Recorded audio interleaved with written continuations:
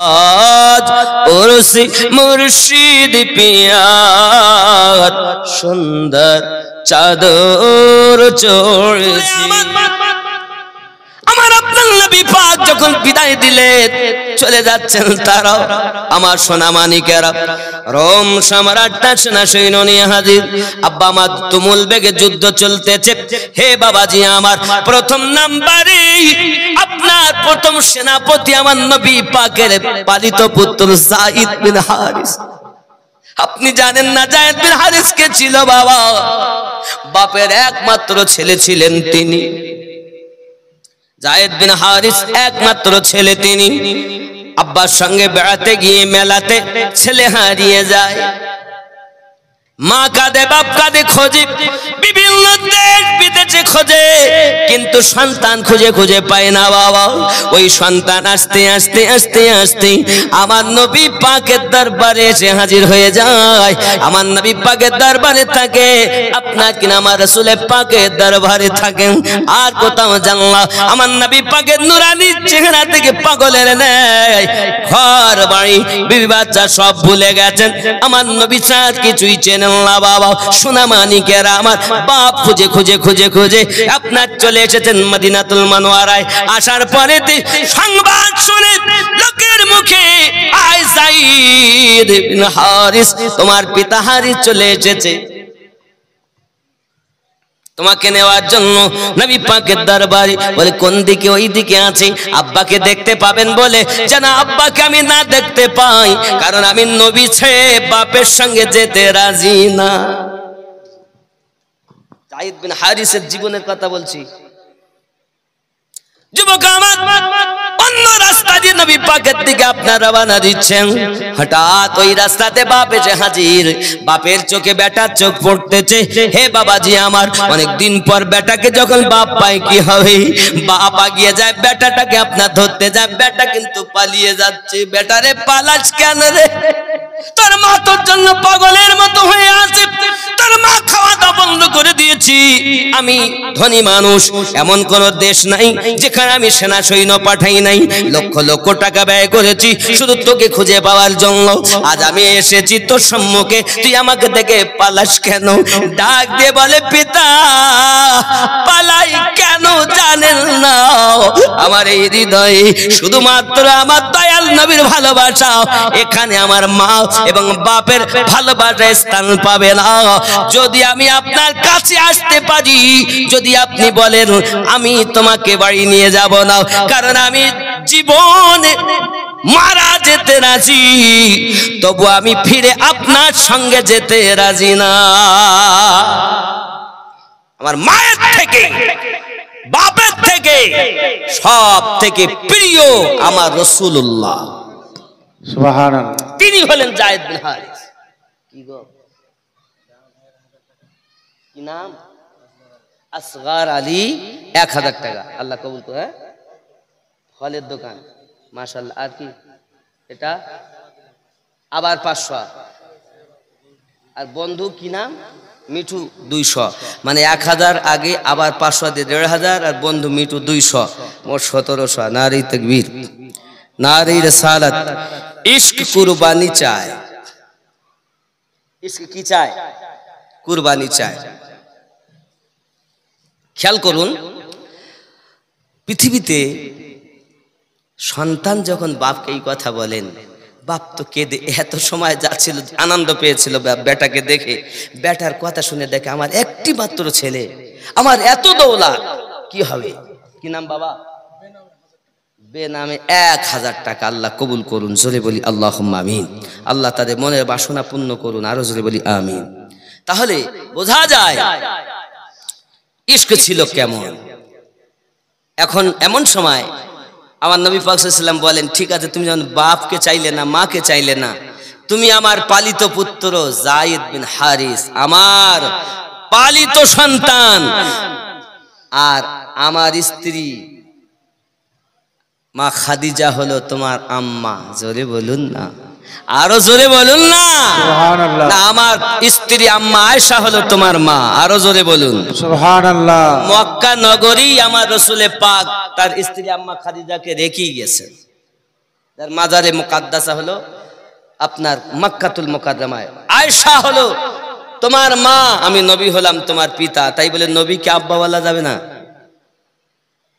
হাকিকাতে শরিয়াতে নবী কারোর বাপ, কারো স্বামী, কিন্তু হাকিকাতে নবী কারো বাপ নন, নবী কারো বাপ নন, স্বামী নন, নবী আল্লাহর হাবিব। কথা বুঝবেন? শরিয়াতে আপনাকে বলতে হবে, নইলে শরিয়াত বাদ দিলে তো আপনার সব শেষ। শরিয়াত, তরিকত, মারেফাত, হাকিকত চার মিলে হবে আল্লাহর ইবাদত। জোরে বলি সুবহানাল্লাহ, আরো জোরে বলি সুবহানাল্লাহ। আমার খেয়াল করবেন, এখন রাসূল করিম সাল্লাল্লাহু আলাইহি সাল্লাম বলে দিলেন আমি তোমার পিতা হলো। যেমন আমি উপমা উদাহরণ দেই, ধরেন আমার মতিউর রহমান ভাই আর আমি একই মায়ের সন্তান, তাহলে নামাজ পড়তে গেছি, গিয়ে উনি নামাজ পড়াচ্ছেন, তাহলে উনি ছোট আমি বড়, তা আমি বলছি মুখ আমার কাবা শরীফের দিকে, পিছনে আমার ছোট ভাইয়ের আল্লাহু আকবার। বুঝতে পারেননি? আমি কেবলামুখ হয়ে 4 রাকাত এশার নামাজ পড়ার নিয়ত করিলাম, ওয়াস্তে আল্লাহ তাআলার, পিছনে আমার ছোট ভাইয়ের আল্লাহু আকবার। হবে না? কেন হয় না? ছোট ভাই, আমি বড় ভাই, সত্য কথা বলিস না মিথ্যা কথা বলেছি? বাপ যদি নামাজ পড়ায় তাহলে আমি বলবো পিছনে আমার আব্বা জানের আল্লাহু আকবার। নামাজ শিক্ষা দিয়েলেও বাপ যদি নামাজ পড়ায় বাপ বলা যাবে না, সন্তান যদি নামাজ পড়ায় সন্তান বলা যাবে না, ভাই যদি নামাজ পড়ায় ভাই বলা যাবে না, ইমাম বলতে হবে। তো সামান্য মসজিদে ইমামকে যদি ইমাম বলতে হয়, তো যিনি ইমামুল আম্বিয়া তাকে ভাই বললে কি ঈমান থাকবে? কি লোক বুঝতে পারিনি। নবী নাকি हमारे बड़ा भाई की तरह है, जोरे को नाउजुबिल्लाह। যারা এই কথা বলে বুঝে নিতে হবে আসলেই তাদের দুর্বলতা আছে ঈমানে। আব্বাজি আমার সোনা মানিক প্রেম করে বলে, হযরত যায়েদ বিন হারিস বলেন হুজুর আমি আপনাকে ছেড়ে যেতে পারবো না। আমার নবী বলেন চিন্তা কোনো কারণ নেই, থাকো। হে বাবাজি আমার সোনা মানিকেরা, আব্বা চলে গেলেন, নবী দরবারে থেকে গেলেন। সেই যায়েদ বিন হারিস জিহাদের মাঠে শহীদ হচ্ছেন। প্রথম নম্বরে রোম সম্রাটের পক্ষে আপনার বিপক্ষে যাইয়া রাসূল পাকের ইশকে আপনার যুদ্ধ করে সেনাপতি হয়ে যখন শহীদ হতে যাচ্ছে, ঘোড়া পিঠ থেকে পড়ে যান বাবা। এমন সময় ইসলামের পতাকা খানা পড়ে যাচ্ছেন। জাফর আপনাকে জাফর বিন আবু তালিব তিনি দেখতে পেয়েছেন, তিনি 2 নম্বরে আপনার কিনা ছুটে চলেছেন। হে বাবা তলোয়ারের আঘাত দিয়ে ঘোড়াটাকে দ্বিখণ্ডিত করে দিয়ে আপনার ছুটে চলে গিয়ে বীর বিক্রমের সহিত নিজের ঘোড়াটাকে ছুটিয়ে যাইয়া আপনার পতাকা খানা আপনার ধরে নিয়েছে। এই জওয়ান যুবকেরা তো পতাকা নিচে পড়তে দেয় না, কারণ বেহুরমতি করবে আপনার রোম সম্রাটের সেনা সৈন্য, এটা কখনো হতে দেওয়া যাবে না বাবা। এই পতাকা উত্তোলন করে নিয়েছেন, তিনি ধরে নিয়েছেন, যুদ্ধ করতেছেন বীর বিক্রমের সহিত। হে জওয়ান যুবকেরা আমার, যুদ্ধ করতে করতে তার একটি হাত মোবারক আপনার কিনা কেটে পড়ে যায়। এই জওয়ান যুবক আমার সোনা মানিকেরা খেয়াল করুন না কেন বাপ, আমার পতাকা খানা দাঁত দিয়ে তুলে রেখেছে। এই যুবক আমার এমনি করে আপনার কিনা যুদ্ধ করতেছেন, জিহাদের মাঠে আপনার মোতার যুদ্ধ করতেছেন। সোনা মানিক যুদ্ধ করতে করতে তিনিও শহীদ হতে চান, আপনার ঘোড়া থেকে পড়ে যাচ্ছেন। আব্বা আমার আব্দুল্লাহ ইবনে রাওয়াহ তিনি উঠেছেন, উঠে চলেছেন আপনার কিনা জিহাদের মাঠে, তিনিও শহীদ হয়ে গেলেন। হে বাবাজি আমার, ওই জিহাদের মাঠে 3 জন সেনাপতি শহীদ যখন হয়ে গিয়েছেন, তখন 4 নম্বরে সেনাপতি নিযুক্ত করা হলো হযরত খালিদ বিন ওয়ালিদ রাদিয়াল্লাহু তাআলা আনহুকে। যে খালিদ বিন ওয়ালিদ রাদিয়াল্লাহু তাআলা আনহু বলেছেন পৃথিবীর জমিনে যার উপাধি হলো সাইফুল্লাহ, আল্লাহর তলোয়ার। সুবহানাল্লাহ। খালিদ বিন ওয়ালিদ যাকে আল্লাহর তলোয়ার বলা হয়, হযরত খালিদ বিন ওয়ালিদ রাদিয়াল্লাহু তাআলা আনহু বলেন আমি ওই যুদ্ধেতে 9 খানা তলোয়ার ভেঙেছি। কয়খানা? 2 লক্ষ সেনা 9 খানা তলোয়ার ভেঙেছেন তিনি। যুদ্ধ করতে করতে আর তলোয়ারে এই মোটা চর্বি কাফেরদের চর্বিতে এইরকম মোটা হয়ে গেছে, তলোয়ার ভেঙে আধখানা হয়ে গেছে। সেই তলোয়ার নিয়ে যুদ্ধ করে ইসলামের জয় হয়েছে। সুবহানাল্লাহ। হযরত খালিদ বিন ওয়ালিদ রাদিয়াল্লাহু তাআলা আনহু এমন আশিক ছিলেন যাকে আল্লাহ তলোয়ার বলা হয়। তো হযরত জাফর তার সামনের দিকে 50 আর পিছন দিকে মিলে 90টা আঘাত। যুবক আমার, তীর তলোয়ার চলেছে সম্মুখে 50টার মতো আঘাত, সব সামনে দিয়ে। কাপুরুষ হলে পিছনে আঘাত খায়, রাসূলের আশিক হলে সম্মুখ দিয়ে আঘাত করে, সহ্য করে, যুদ্ধ করে। আব্বা আমার হযরতে জাফর বিন আবু তালিব রাদিয়াল্লাহু তাআলা শহীদ, পালিত পুত্র শহীদ, আব্দুল্লাহ শহীদ। নবী পাকের কাছে খবর এসেছে, আমার নবী ডুকরে কেঁদে উঠেছে। ছোট্ট ছোট্ট বাচ্চা জাফরের। রাসূল আমার একটা কাপড় দিয়ে, পাতলা কাপড় দিয়ে চেহারাটা ঢেকে নবী আমার চলেছেন। পাগড়ির ওপরে রুমাল দেওয়া নবী সুন্নাত। হায় হায়, নবী পাকের মাথায় পাগড়ি, পাতলা একটা রুমাল দিয়ে নবী ঢেকে চলেছেন। কিন্তু টুপির ওপরে রুমাল দেওয়া যাবে না। মানে টুপির ওপরে রুমাল দেয় না, এটা ঠিক না, কিন্তু পাগড়ির উপরে রুমাল দেওয়া সুন্নাতে নবী। জোরে বলুন সুবহানাল্লাহ। জাফর বিন আবু তালিবের স্ত্রী বলেন, আমি আমার রাসূলে পাককে দেখছি, উনি আসছেন, আমি রুটি বানাচ্ছি। হায় হায়, প্রিয় নবী সাল্লাল্লাহু আলাইহি ওয়াসাল্লামকে আমি কিছু জিজ্ঞাসা করব মনে করছি, কিন্তু আমি জিজ্ঞাসা করতে পারছি না। এমন সময়তে সম্মুখেও যেতে পারছি না। আমার সন্তানগুলোকে আমার নবী ডাকলেন, তো বাচ্চাগুলো কে আগে যাবে নবীর কাছে? ছুটে এসেছেন। আমি রাসূল করিম সাল্লাল্লাহু আলাইহি ওয়াসাল্লাম জাফর বিন আবু তালিবের বাচ্চাগুলোকে মাথায় হাত বোলাচ্ছেন। প্রিয় নবী সাল্লাল্লাহু আলাইহি ওয়াসাল্লামকে বলছেন, হুজুর আব্বা কেমন আছেন? আমার নবী পাক সাল্লাল্লাহু আলাইহি ওয়াসাল্লাম বলছেন, কিছুক্ষণ আগে তোমার আব্বা জিহাদের মাঠে শহীদ হয়ে গেছে। আমার 3 জন সাহাবী সেনাপতি শহীদ হয়ে গেছে, তার মধ্যে তোমার আব্বাও আছে। বাচ্চাগুলো এক্ষুনি আনন্দ করতে করতে একদম শিল হয়ে চুপ করে বোবার মতো দাঁড়িয়ে গেছে। আয় হায়, ইয়া রাসূলুল্লাহ, ইয়া হাবিবাল্লাহ, বিদেশ থেকে আব্বা আপনার দরবার হয়ে আমাদের বাড়ি আসে। আব্বাকে বলেছিলাম, আব্বা সম্মুখে ঈদ, ঈদের জন্য আমাদের পোশাক কিনে এনেছেন, ভালো খাবার কিনে এনেছেন। ইয়া রাসূলুল্লাহ, ইয়া হাবিবাল্লাহ, আব্বা আমাদেরকে সান্ত্বনা দিয়ে বলে গিয়েছিলেন, বাবা তোমাদের হেফাজত তোমার মায়ের দায়িত্ব দিয়ে যাচ্ছে, আল্লাহ তোমাদের নেগেবান আছে, রাসূলুল্লাহ তোমাদের নেগেবান আছে। ইয়া রাসূলুল্লাহ, ইয়া হাবিবাল্লাহ, আব্বা হারা আমরা ইতিম হয়ে গেছি চিরজীবনের মতো। নবী গো, বাপ হারিয়েও তারা সবর করেছেন। ইশক কুরবানি চাই। তুমি কি কুরবানি দিয়েছো?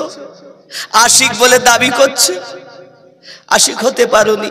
দাড়িটা যে রাখতে বলছি, দাড়িটাও রাখতে পারছো না, তুমি আশিক সেজেছো।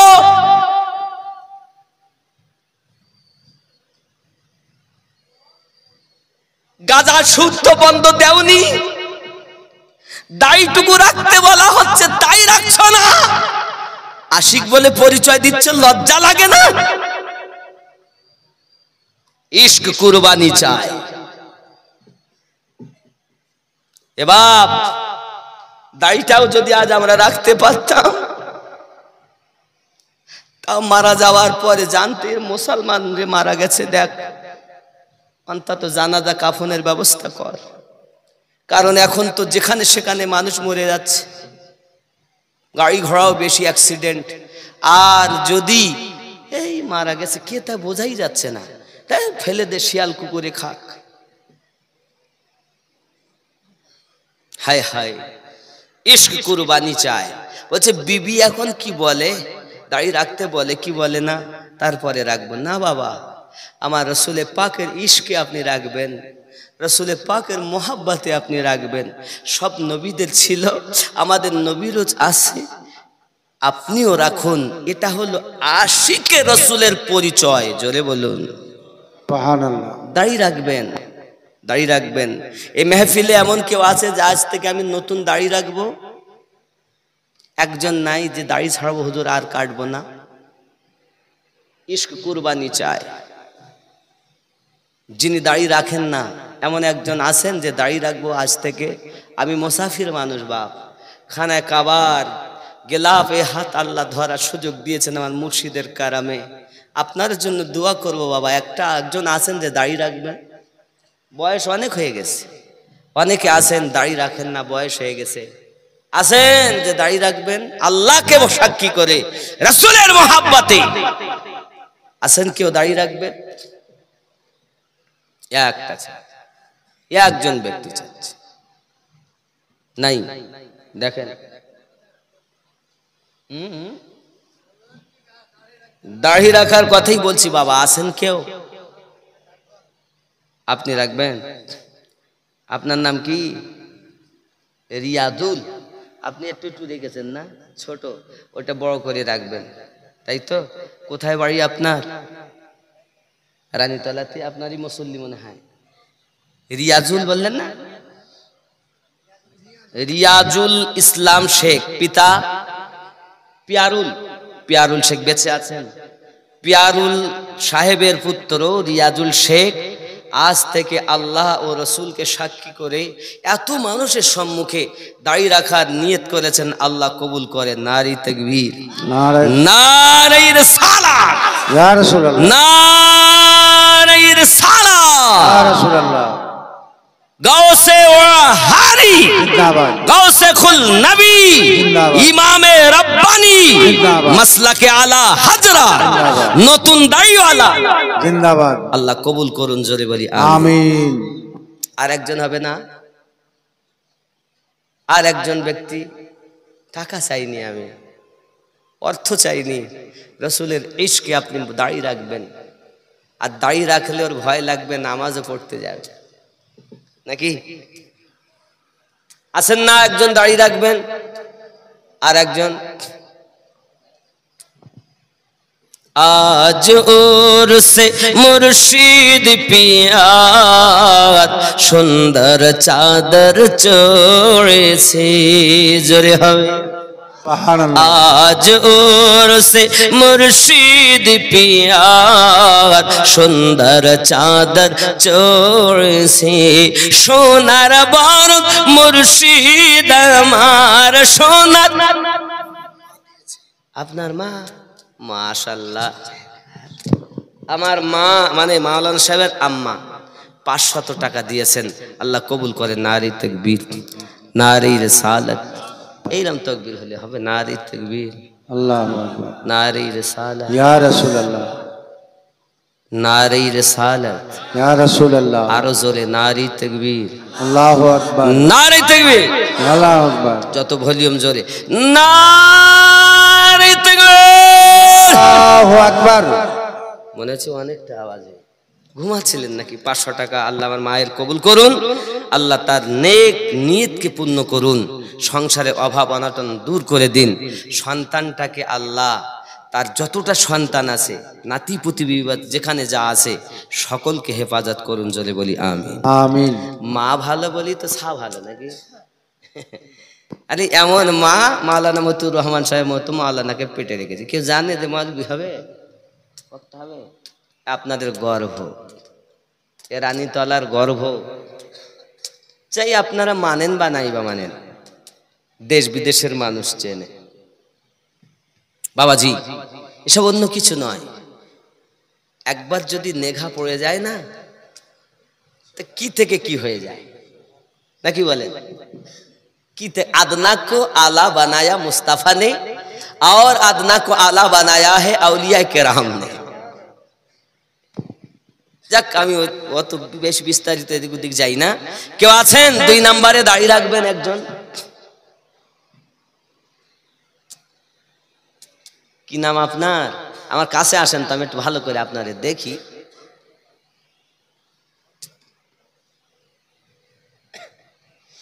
দেখেন, সুবহানাল্লাহ। কি নাম বাবা? জসিমউদ্দিন খান। আব্বার নাম? আব্বা জান আছেন? মরহুম রইসউদ্দিন সাহেবের, কয়সউদ্দিন সাহেবের পুত্র মোহাম্মদ জসিমউদ্দিন সাহেব।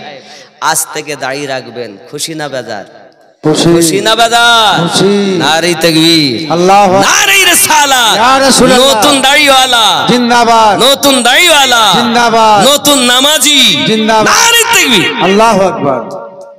দুটো হলো, আল্লাহু আকবার। পাশাপাশি আমি 3 নম্বরে কি হবে দেখুন, যদি হয়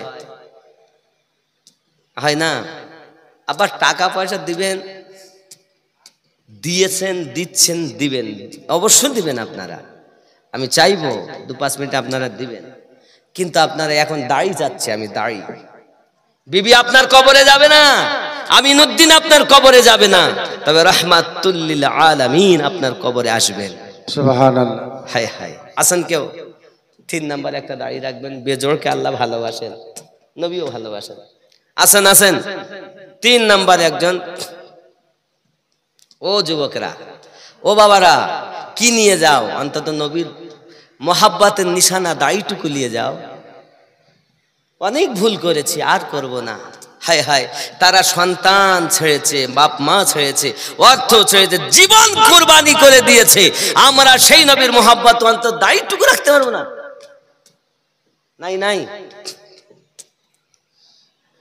রানীতলারই ছেলে দুটো হলো, 2জন। এত মুসল্লি দূরেরও তো আছে, খালি এই গ্রামের বলে না। আজকের মুসল্লি যারা, শ্রোতা যারা, আজ ওর সে সুবহানাল্লাহ বলুন, সুবহানাল্লাহ, ইয়া ওলি আল্লাহ বলুন, ইয়া রাব্বি, আর জোরে ইয়া ওলি আল্লাহ, ইয়া ওলি আল্লাহ।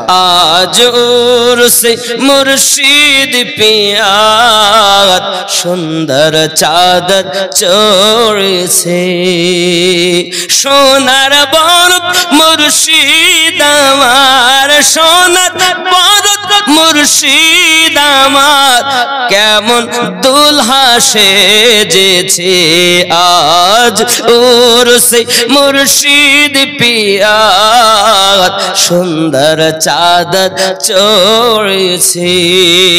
জোরে বলল সুবহানাল্লাহ। মা ফাতেমা শেরে খোদা, 2 ইমাম করেন সদকা। মা ফাতেমা শেরে খোদা, 2 ইমাম করেন সদকা। গৌস পিয়া অরশতে, গৌস পিয়া অরশতে চাদর করে পাঠিয়েছে আজ ওর সে মুর্শিদ পিয়াত সুন্দর চাদর চড়েছে। জোরে হবে সুবহানাল্লাহ। চন্দন বাতি ফুলের ঝুড়ি, মুরিদান সব মাথায় করি। জোরে হবে। বাতি ফুলের ঝুড়ি, মুরিদান সব মাথায় করি। চল সবের সারি সারি বেহেশতের ওই পথে আজ ও মুর্শিদ পিয়াত সুন্দর চাদর চড়েছে। ওয়াহারি বাংলার শ্রেষ্ঠ ওলি, দিল্লির হুজুর গেছেন বলি। আহারি বাংলার শ্রেষ্ঠ ওয়ালি দিল্লির হুজুর গেছেন বলি তাহার আখলাক ব্যবহারে ভক্তদের মন ভরেছে আজ মুর্শিদ পিয়ার সুন্দর চাদর চড়েছে সোনার বরক মুর্শিদ আমার আজ কেমন দুলহা সেজেছে।